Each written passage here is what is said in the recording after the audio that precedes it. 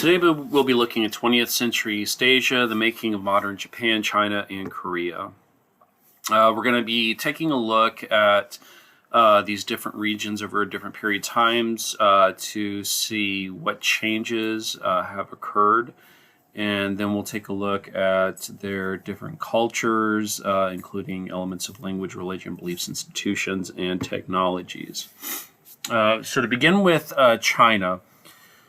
China, keep in mind, up until 1911, China was divided or was ruled through different dynasties, and going into the early or to the late 1800s, it was slowly being divided up by European powers until finally the last of these dynasties fell, and these European and American powers, what they did when they went in and divided up China is they wanted to avoid going to war with each other over China as a colony.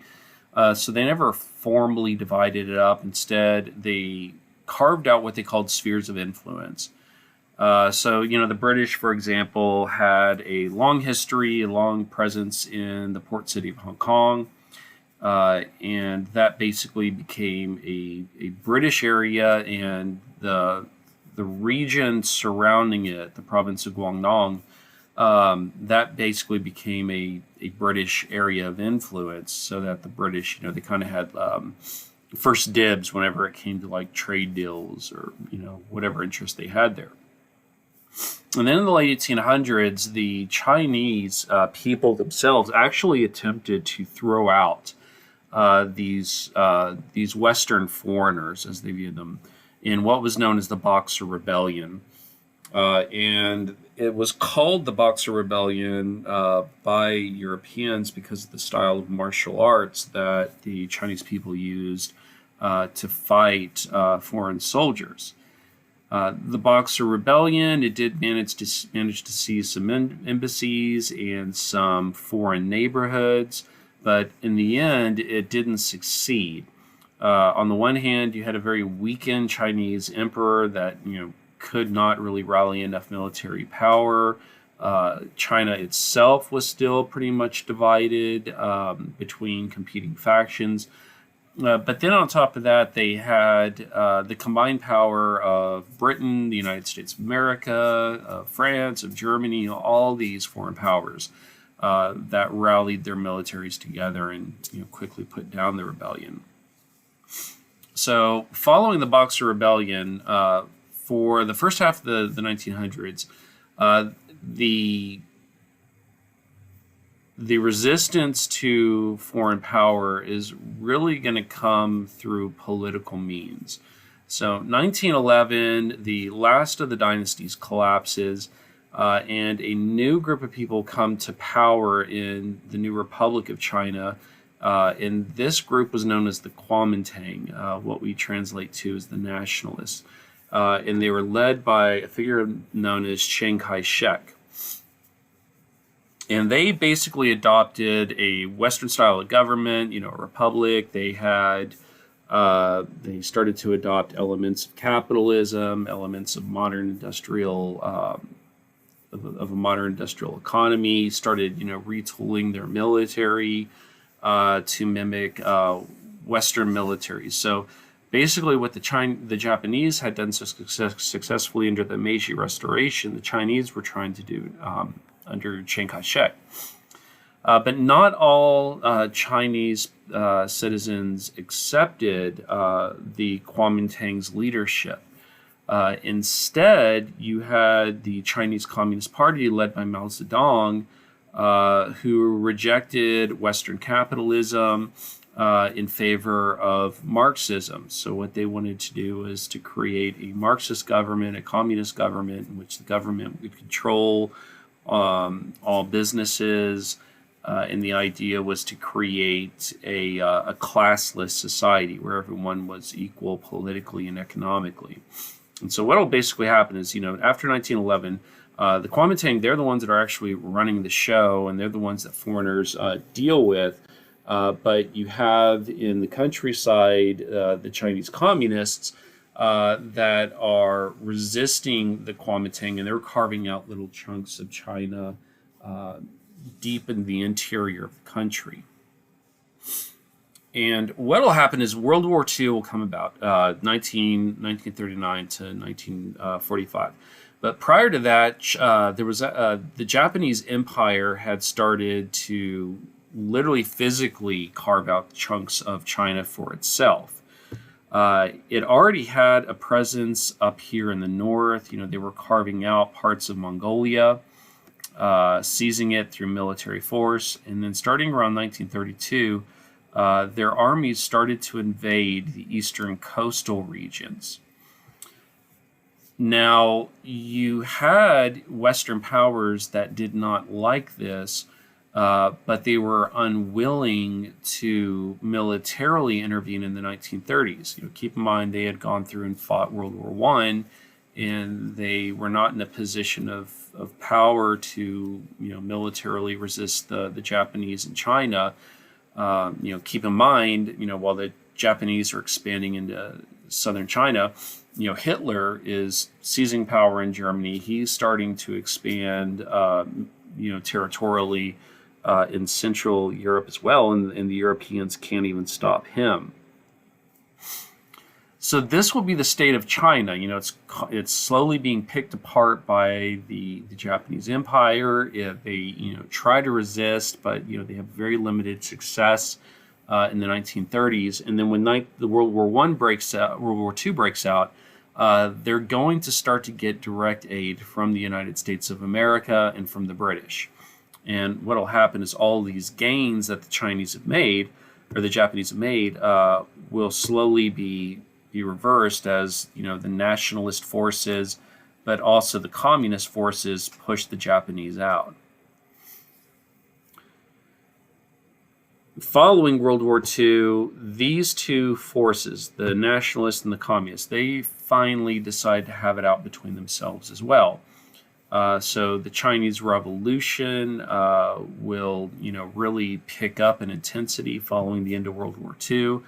And then what will happen will surprise really the world. The United States of America and its allies, they expected the Kuomintang to actually win the Chinese Revolution, but instead it was a communist victory. Mao Zedong, basically, he was, you know, really against the ropes early on in the fighting.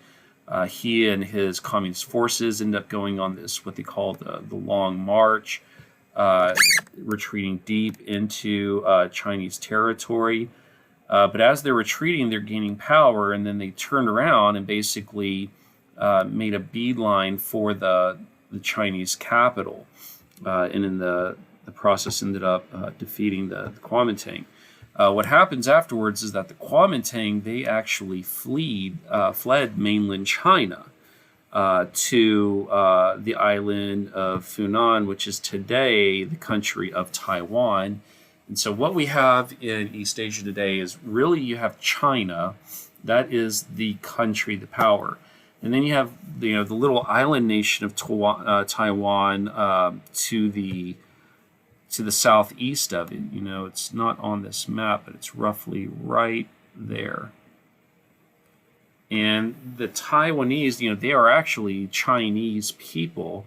They're just living under the remnants of this old Kuomintang government. So today, one of the hot spots of East Asia is Taiwan and China, because China wants that territory back.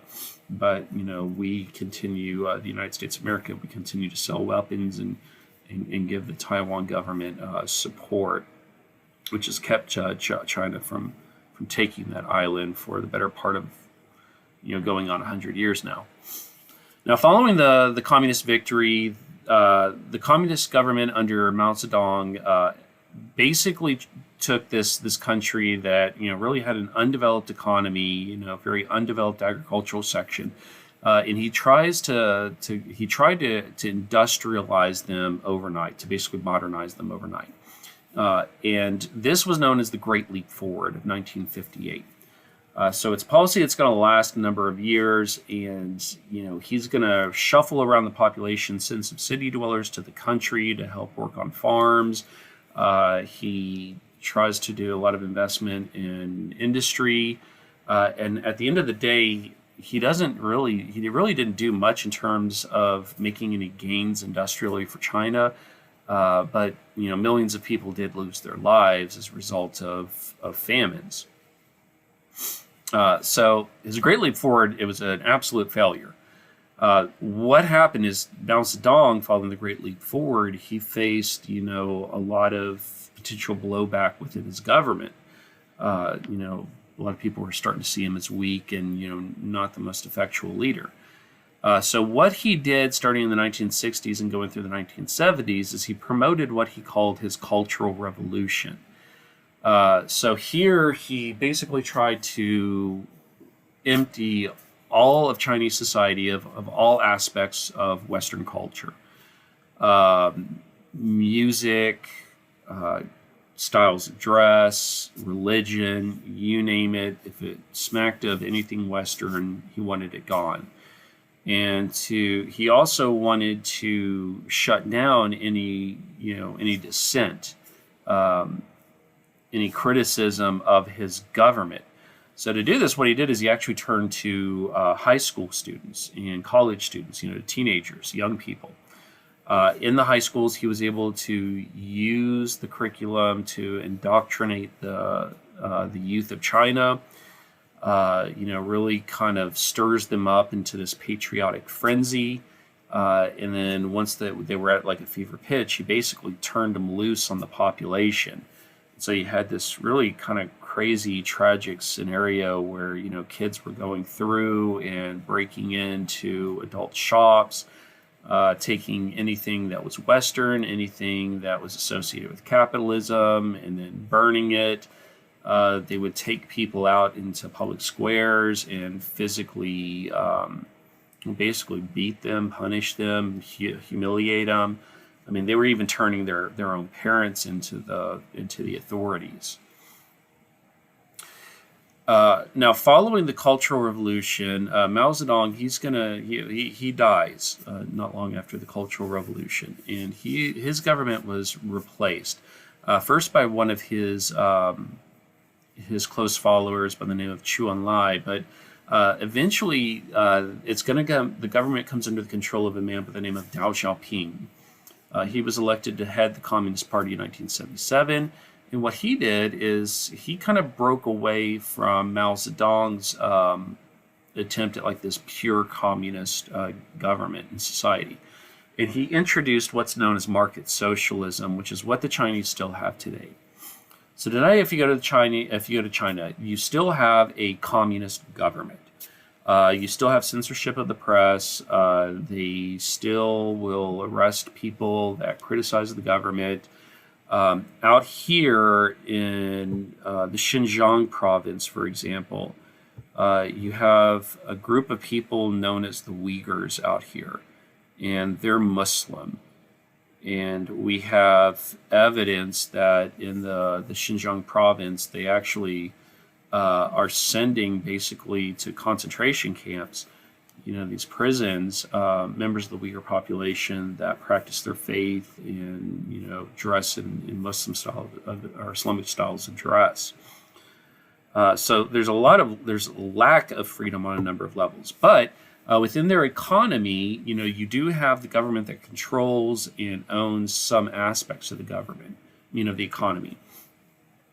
So the Chinese government is like one of the major owners of some of their main oil companies.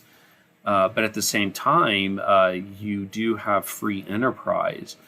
And so a lot of the growth in the Chinese economy today is owed to entrepreneurs within their society that are creating some really popular, really powerful countries. Other things that Deng Xiaoping did was he created special zones in China known as special economic zones. So, like Guangzhou, for example, is one of these special economic zones. So like a number of principal cities located especially on the coast. If you go to them, what will happen is the Chinese government will build infrastructure and ports and roads and everything that companies need, but then they'll give foreign companies the right to, own land, to operate business without paying taxes. Foreign companies don't have to pay attention to environmental laws or labor laws. And so what this is doing is it's attracting companies to come and produce their goods in China and then ship them back to their home countries for sale in the market. So today, if you take a look at a number of items in your house, or possibly even the clothes on your back, you'll see made in China. It's American companies that own the brand, that design the clothes or the items, but they're sending, they're doing what's called offshoring. They're sending these goods overseas to China to be put together to be sold back here in the United States. And as a result of this, China today is one of the largest economies in the world, rivaling even the United States of America. In fact, there's very little that we produce here in the United States. Most of the stuff we produce, it's either made in, we actually have it made either in China or in South Asia or select other countries in the world. Now, in terms of Korea, initially it started as three kingdoms that eventually came together to create, Korea as we know it today. The last of these kingdoms was defeated first by the Chinese, but then by the Japanese in the early 1900s. So from the early 1900s up until the end of World War II, it was a Japanese colony, and the Japanese could be pretty brutal towards their Korean subjects, but they did go in and they did introduce a bit of industry to this country.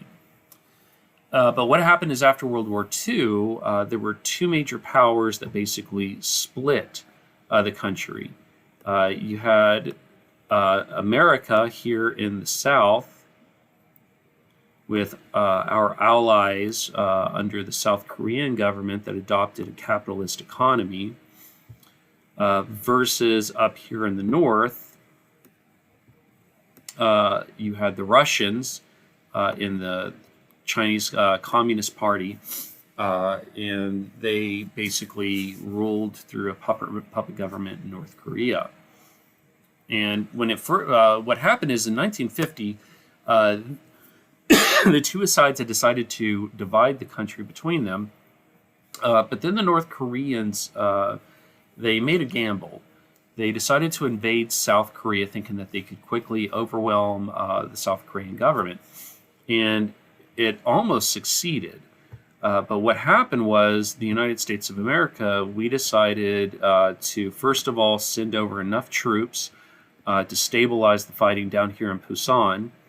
And then we launched this, really kind of crazy amphibious attack at Incheon. We managed to push the North Koreans back all the way up here to the Yalu River in the far north, at which point the Chinese got involved and they pushed the line all the way back to where it's been ever since then at the 38th parallel. So today what you have is the South Korean government, which is a democratic, capitalist, very vibrant economy, a very powerful economy in this part of the world. And then up here in the north, you have a communist government that's been ruled by the Kim family for 3 generations. It was the grandfather Kim Il-sung who first tried to invade South Korea. Later he died, was replaced by his son Kim Jong-il. Today it's Kim Jong-un. And it's kind of an interesting situation because when the Japanese left, North Korea was actually a pretty well industrialized country. But through first off, looting by the Russians when they seized control of the country after World War II, but also just mismanagement and poor economic decisions by the North Koreans. In North Korea today, they can't even feed their own population, much less provide energy. South Korea, on the other hand, they started as very agricultural, not a lot in terms of industry.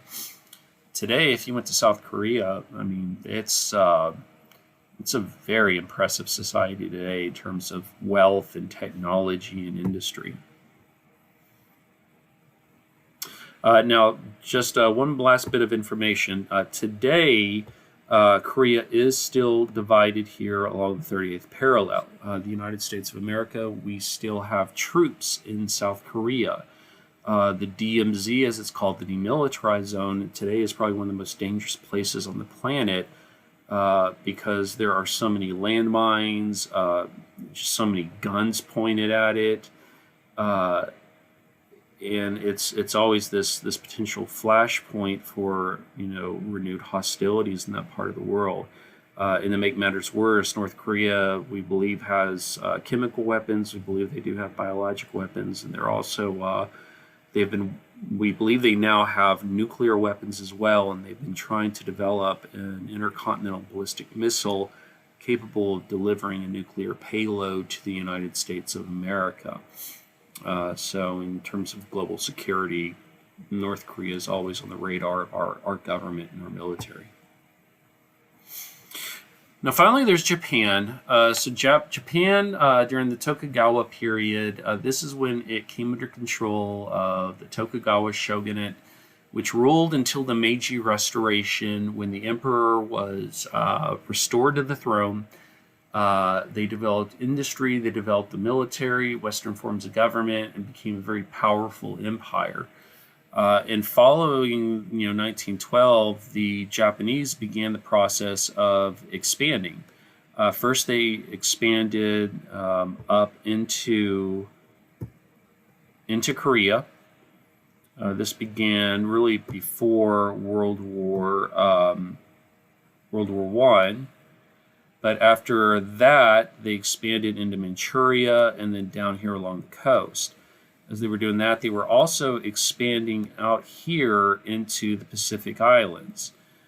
So when they went to war with us, again, they had already proven their power in the past. They defeated the Chinese army in 1895. They defeated the Russians in 1905. They were, tearing through China, but they ended up biting off more than they could chew when they attacked the United States at Pearl Harbor. The height of their power in World War II, they had basically seized all of this territory. They even, defeated our troops in the Philippine Islands and forced them on this gruesome march known as the Bataan Death March. But they failed to sink all of our aircraft carriers, and we defeated the core of their navy at a battle called Midway. And following the Battle of Midway, it was a slow, steady push of what was known as island hopping, pushing the Japanese out of the South Pacific, pushing them out of the Central Pacific until finally we launched an attack on Japan and ended it with the nuclear bombs dropped at Hiroshima and Nagasaki. Now, after World War II, Japan came under American occupation. We went in, we left the emperor where he was, but we did try some of his generals that were known for crimes against humanity in China and the United States. And we rewrote the Constitution of Japan to basically take away their military. And so even today, all they have really is a national defense force. But Japan has been a key in our Pacific defense. One thing that Japan was able to do, since they didn't have to pay for a military, though, since we were basically protecting them with bases all over their country, is they were able to take all that money that would be spent on the military and invest it in industry and education. And so today, what do you have with Japan? Well, you have a country that is an island country. It doesn't have a lot of territory, doesn't have a lot of resources, but they have become so efficient and so capable in industry and in selling their high quality goods abroad that they are one of the leading global economies in the world. Now today, though, East Asia is still a hot spot for us. There's North Korea, there's our tensions with China. We have a lot of interest in this part of the world. So today we work very closely with Japan in promoting stability in this part of the world, as well as with South Korea. And we have been in recent years also promoting the idea of the possible rearmament of Japan so that they could take a larger role in the defense in this part of the country, especially as China grows in power. So today, these economies are very different than where we found them at the beginning of the 20th century. Japan and South Korea, very big, very powerful, very vibrant democracies with industrialized economies. North Korea, not so much so. China, another major industrial power, with here in Formosa, modern day Taiwan. They still have that breakaway segment of their population that's supported by us. But China today is looking at expanding its power, especially out here in the South China Sea, and they're always eyeing an opportunity to reunite Formosa or Taiwan with the rest of their country. So very different East Asia, but one that today plays a central role in our global community, both economically and politically.